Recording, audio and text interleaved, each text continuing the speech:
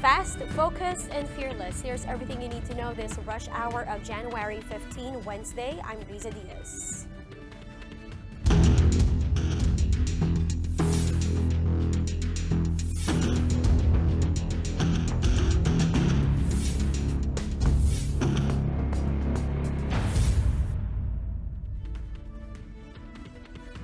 You're looking at live pictures of the Taal volcano as seen from Tagaytay. And as you can see, it continues to spew ash.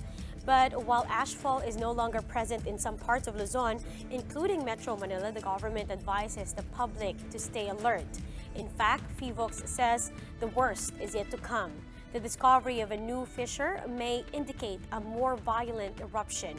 We'll have more on that information later on during the show.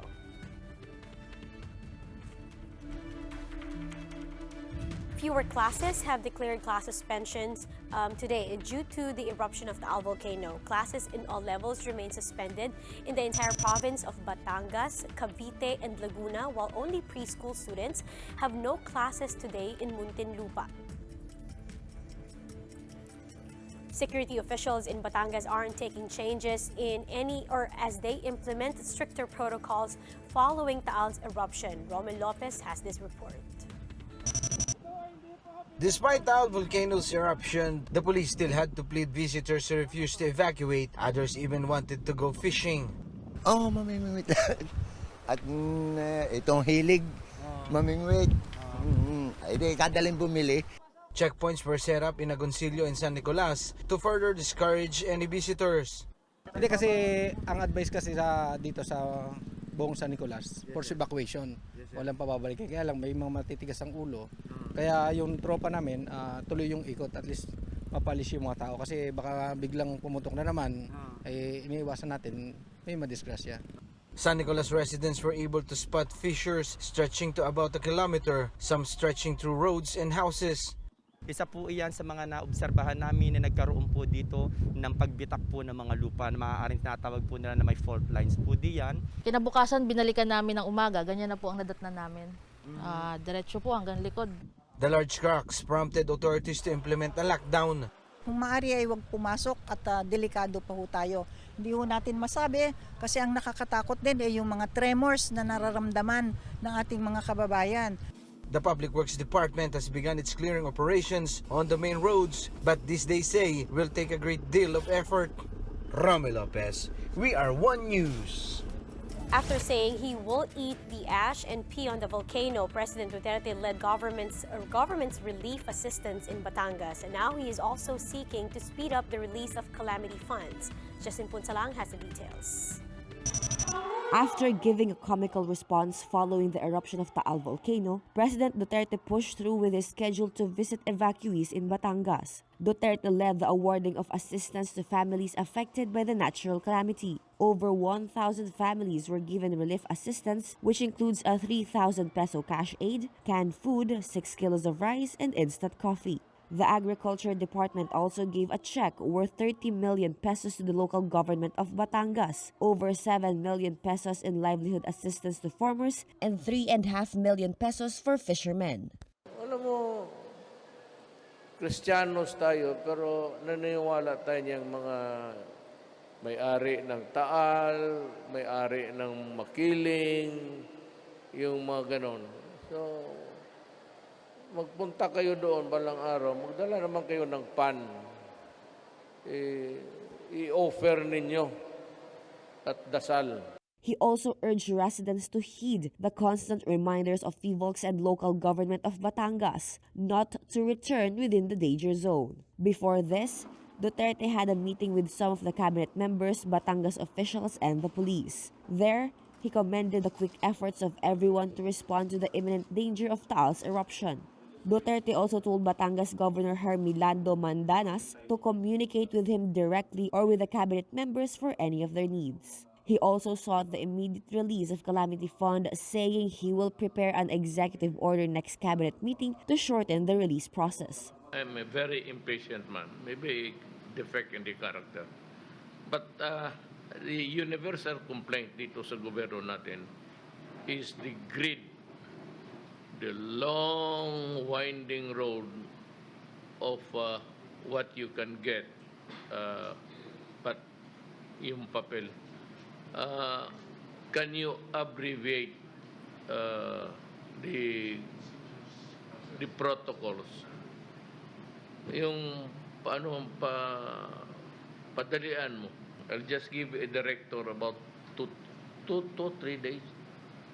Then beyond that, you have to explain to me why it took you so long to process the paper.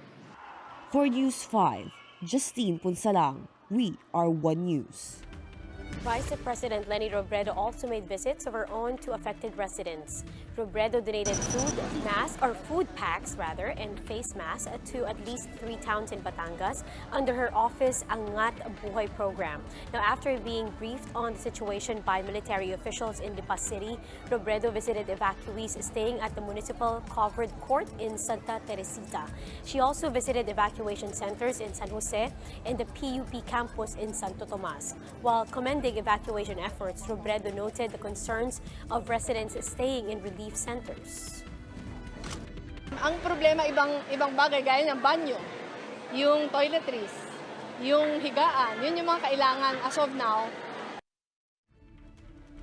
Let's get more updates on today's weather with Pag-asa weather forecaster Chris Perez. Chris, good morning. Agoncillo area. Chris? Yes, good morning.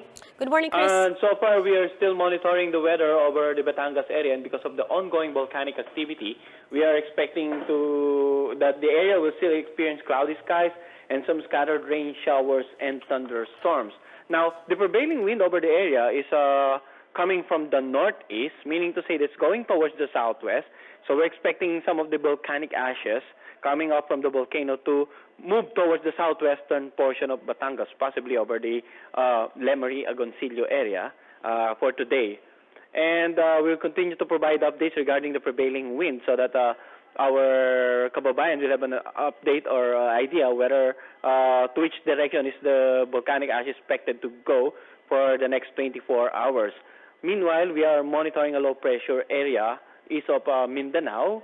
This has a slim chance of developing into a tropical cyclone, and it's not expected to generally affect most parts of the country except possibly the eastern section of Visayas and Mindanao area within the next 24 to 48 hours.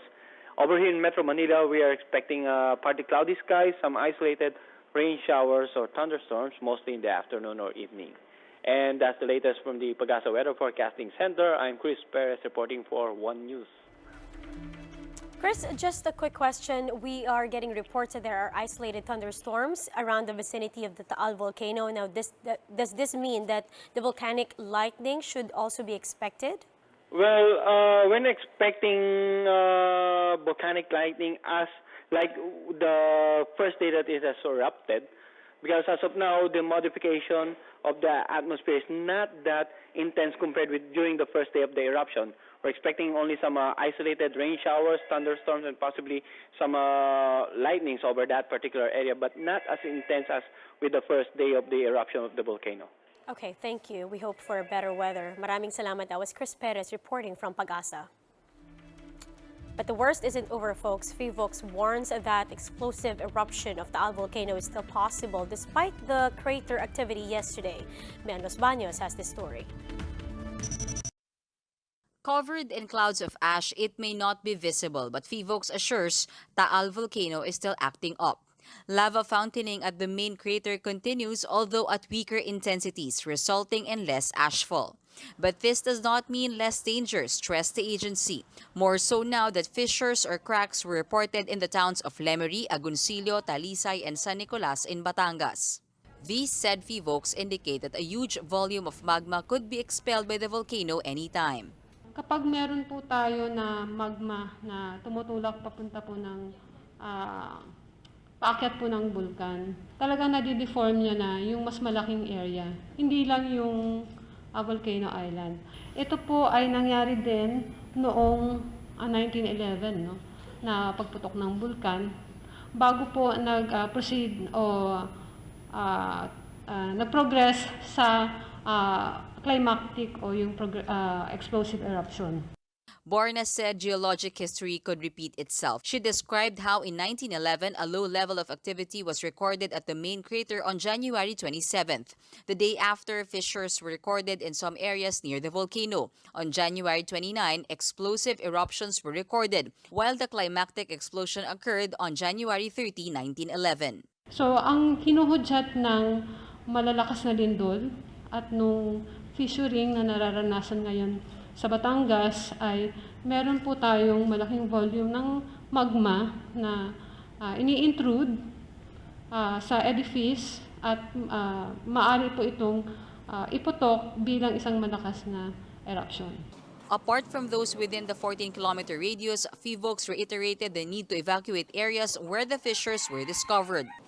Alert level 4 is still up, meaning base surges, volcanic tsunamis, landslides, and heavy ashfall may happen if a violent explosion occurs. Pagdating sa lindol, gusto nating i-detach muna yung nakikita nyo visually doon sa nangyayari, patuloy yung malalakas na paglindol.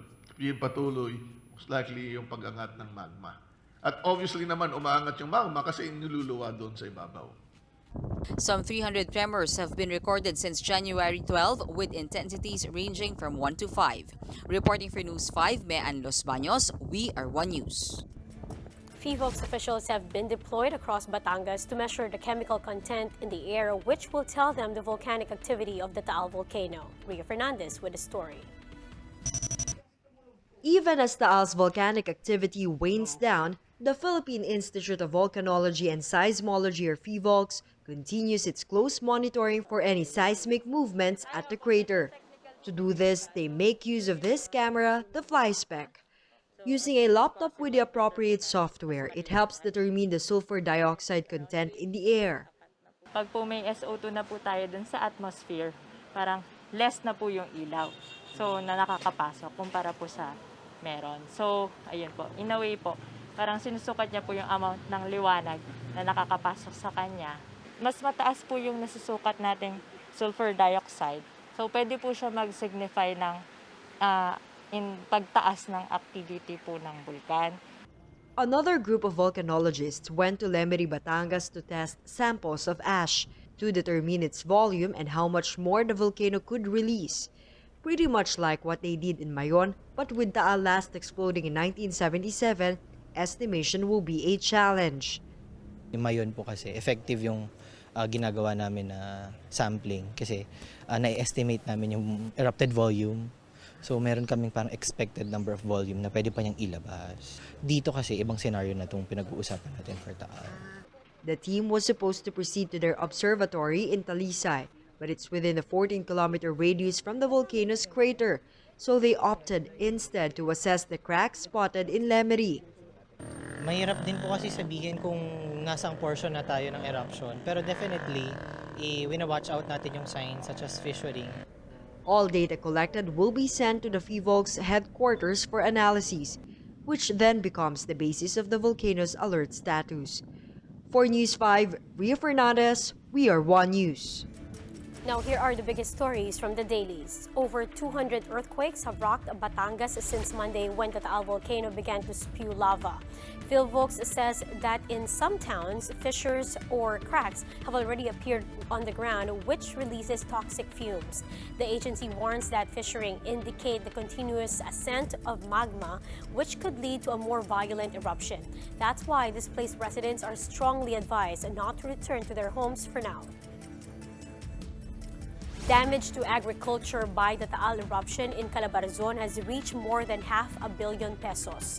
Business World reports that the incident damaged nearly 3,000 hectares of land, affecting rice, corn, coffee, banana, and other high-value crops. Nearly 2,000 animals were also affected.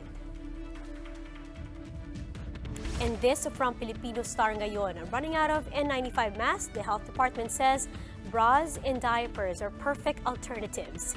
DOH Assistant Secretary Maria Francia Laksamana explained that even shirts can be used as improvised masks in case the appropriate N95 masks are unavailable.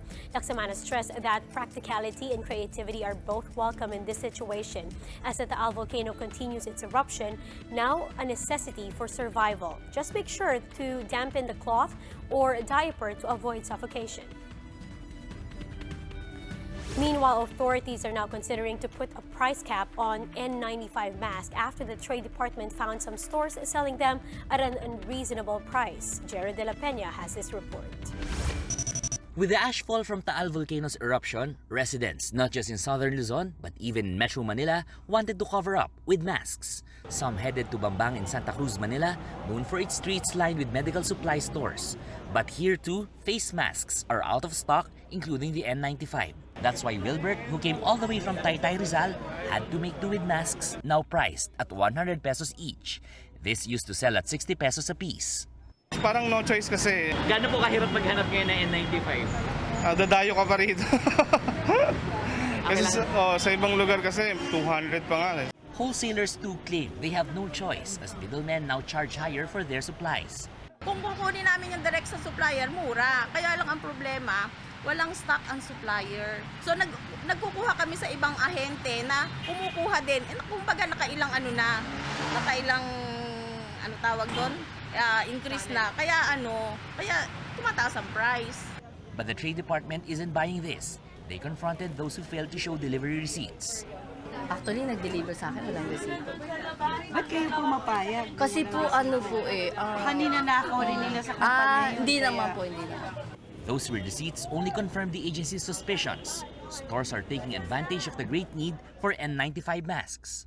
Yung delivery receipt kasi na nakita natin, kung magkano yung presyo nun, plus 10% for profit. Pero yung ibang based on the delivery receipt na nakita, more than 20% yung add-on. The DTI has served notices of violation to 7 establishments in Bambang. Yung tindahan, pwede pa natin i-recommend sa local government unit na suspindihin yung business permits nila or ipasara ng todo dahil doon sa pang-aabuso. Medical supplies are under the jurisdiction of the Health Department, and the DTI is urging the agency to put a suggested retail price on face masks. President Duterte has also earlier said that he will order the imposition of a price cap on face masks. For News 5, Gerard De La Peña, we are One News. While residents managed to stay away from Taal's wrath, some of their pets and farm animals were left behind. An animal rights group warns this may lead to some damaging illnesses. Faith Del Mundo has the story.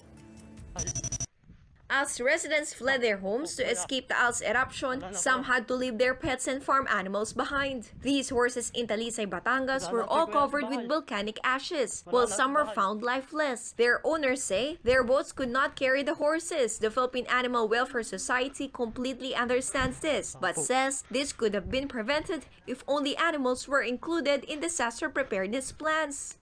Katuwang natin sila sa pamumuhay natin, pinagkakitaan natin sila at one point. So sana wag din natin silang pabayaan. They are our partners.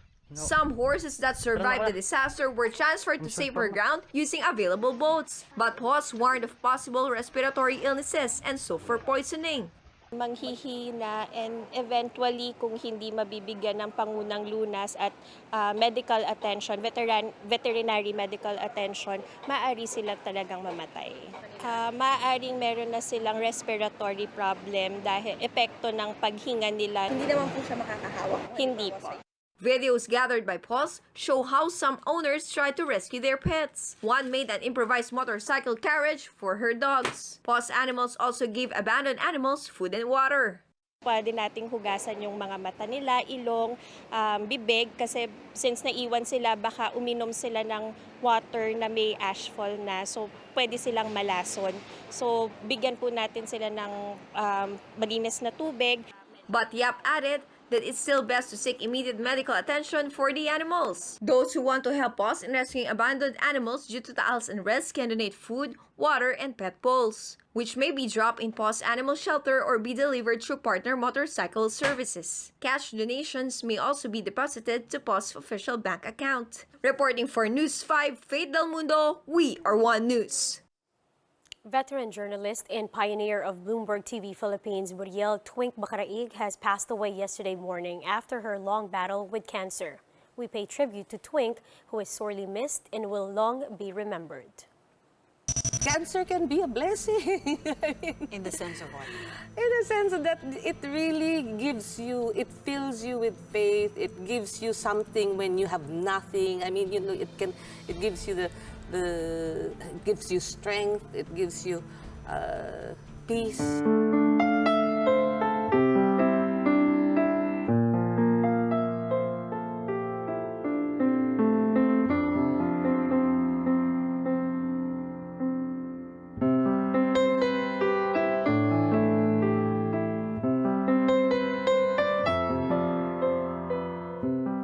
Traidor talaga yung cancer.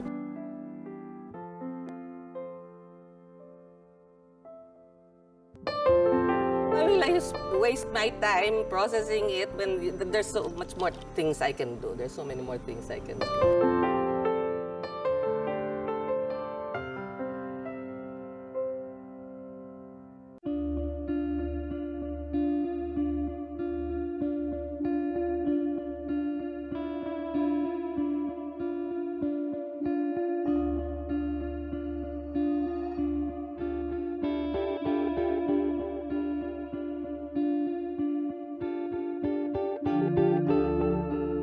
When I have to go, I'll be ready.